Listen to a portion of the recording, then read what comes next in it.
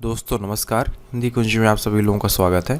आज हम लोग बात करने चल रहे हैं हिंदी साहित्य इतिहास के अंतर्गत हिंदी गद्य के विकास में द्विवेदी युग की क्या भूमिका है, इस विषय पर आज हम लोग बात करेंगे। यदि आप हिंदी कुंज चैनल में पहली बार आए तो यूट्यूब पर हिंदी कुंज चैनल को सब्सक्राइब कर लें ताकि आपको हिंदी भाषा और साहित्य की उपयोगी जानकारी प्राप्त होती रहे। तो शुरुआत करते हैं हिंदी गद्य के विकास में द्विवेदी युग की क्या भूमिका है। हम सभी जानते हैं कि भारतेंदु जी के पश्चात हिंदी गद्य धारा को महत्वपूर्ण मोड़ देने वालों में आचार्य महावीर प्रसाद द्विवेदी जी का नाम प्रमुख है। उनकी साहित्यिक सेवाओं और प्रभाव के कारण ही हिंदी गद्य का दूसरा युग सन 1903 से लेकर सन 1920 तक का समय द्विवेदी युग के नाम से जाना जाता है। भारतेंदु युग के लेखकों ने साहित्यिक रचना तो बड़ी बेग से की, किंतु वे भाषा का परिष्कार नहीं कर पाए। उनमें व्याकरण की अशुद्धियां, पद विन्यास, वाक्य विन्यास संबंधित त्रुटियां बनी रही। आचार्य महावीर प्रसाद द्विवेदी जी ने सन 1903 में सरस्वती पत्रिका के संपादन और प्रकाशन द्वारा भाषा के परिमार्जन, संस्कार और परिष्कार का महत्वपूर्ण कार्य किया। उन्होंने साहित्यकारों का ध्यान हिंदी गद्य की त्रुटियों की ओर आकर्षित किया, परिपक्व लेखकों की भाषा शैली की आलोचना की और नए साहित्यकारों को प्रोत्साहित किया। उनकी प्रेरणा और मार्गदर्शन पाकर गद्य की विविध विधाओं में उच्च कोटि के साहित्य का निर्माण हुआ। द्विवेदी जी ने भाषा का एक स्तर स्थापित किया, शब्द भंडार की वृद्धि के साथ साथ भाषा को गहन भाव में व्यक्त करने के योग्य बनाया। द्विवेदी जी ने खड़ी बोली को गद्य की भाषा ही नहीं, पद्य की भाषा भी बनाया। द्विवेदी युग में निबंध साहित्य का विशेष विकास हुआ। विचारात्मक, वर्णनात्मक, आलोचनात्मक, भावात्मक, कलात्मक आज सभी प्रकार के निबंध इस युग में लिखे गए।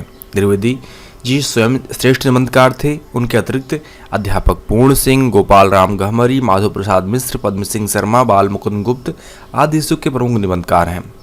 हिंदी कहानी का प्रारंभ भी तो द्विवेदी जी के युग से ही माना जाता है। सरस्वती पत्रिका में अनेक मौलिक कहानियां प्रकाशित हुई। किशोरी लाल गोस्वामी, गुलेरी, बंग महिला आदि इस युग के प्रसिद्ध कहानीकार हैं। इस काल में मौलिक और अनुदित नाटकों की भी रचना हुई। मौलिक नाटककारों में बद्री नारायण भट्ट, किशोरीलाल गोस्वामी आदि प्रमुख हैं। दूसरी ओर सीताराम, रामकृष्ण वर्मा, सत्यनारायण आदि ने संस्कृत, बांग्ला, अंग्रेजी के नाटकों का हिंदी अनुवाद किया। इसके अतिरिक्त उपन्यास, आलोचना आदि विधाओं में भी श्रेष्ठ गद्य साहित्य का निर्माण हुआ। इस युग में हिंदी साहित्य को अनेक नए रचनाकार प्रदान किए। हिंदी भाषा को व्याकरण सम्मत रूप प्रदान किया। सरस्वती पत्रिका के माध्यम से द्विवेदी युग में हिंदी की आलोचना विधा का मार्ग प्रशस्त हुआ। इस युग में द्विवेदी जी के अतिरिक्त बाल मुकुंद गुप्त, माधव प्रसाद मिश्र, पंडित पद्म सिंह शर्मा, अध्यापक पूर्ण सिंह, चंद्रधर शर्मा गुलेरी, मिश्र बंधु, प्रेमचंद आदि लेखकों ने हिंदी गद्य साहित्य की श्री वृद्धि की। आचार्य रामचंद्र शुक्ल, जयशंकर प्रसाद, प्रेमचंद्र, गुलाब राय, श्याम सुंदर दास जैसे लेखकों ने इसी युग में श्रेष्ठ साहित्य रचना प्रारंभ कर दी थी, जिन्होंने आगे चलकर हिंदी गद्य साहित्य को गरिमा के उच्च शिखर पर पहुंचाने का महत्वपूर्ण योगदान दिया। इस युग के साहित्यकार में जहाँ एक राष्ट्रीय भावना पाई जाती है, वहीं दूसरी ओर इनमें नारी सुधार और समाज सुधार की प्रवृत्ति भी विद्यमान है। तो इस प्रकार हम जान पाए कि हिंदी गद्य के विकास में महावीर प्रसाद द्विवेदी जी और उनकी सरस्वती पत्रिका का क्या महत्वपूर्ण योगदान है।